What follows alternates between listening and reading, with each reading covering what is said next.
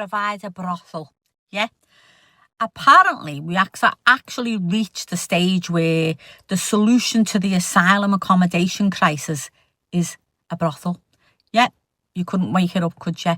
Former Minister Edwina Currie, remember her, Eggy Currie, I call her, was discussing around 1,200 young male asylum seekers being accommodated in the little village of Piddington, when she's actually said the obvious thing that 1,200 young men are going to need in the middle of a little village like Piddington is a brothel. A brothel. Now, before anyone starts typing in furiously about the comments that she quote this, but what she didn't say was that the taxpayer should actually fund one, or women shouldn't be forced into prostitution. But honestly, what sort of sentence is that, Edwina? Imagine sitting around a table, right? You're all discussing the housing crisis, right? We've got 1,200 young men arriving in the tiny village. What do we need? What do you think we need? Do we need housing? Do we need doctors? Do we need more police? Do we need more support services? No, we don't need that. I know what we need. A brothel. I mean, serious, Edwina. What are we doing here? What are you talking about? And this is where I think the whole arguments get completely bizarre. Because if you're saying there are legitimate concerns about placing huge numbers of people, men, we should say, into tiny communities, then let's have a conversation.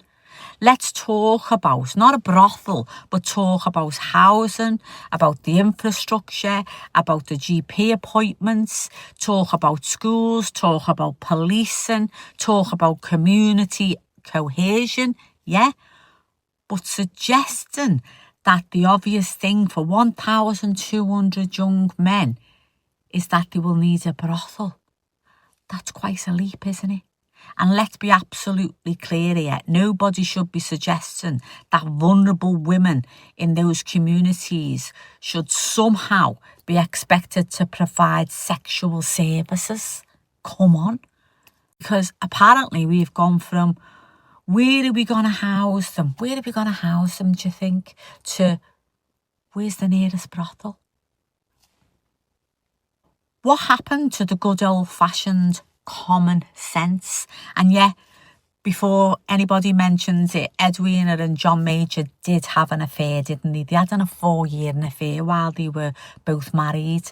That she later revealed that, didn't she, in her diaries? But that's for a whole different scandal. That's another story, isn't it?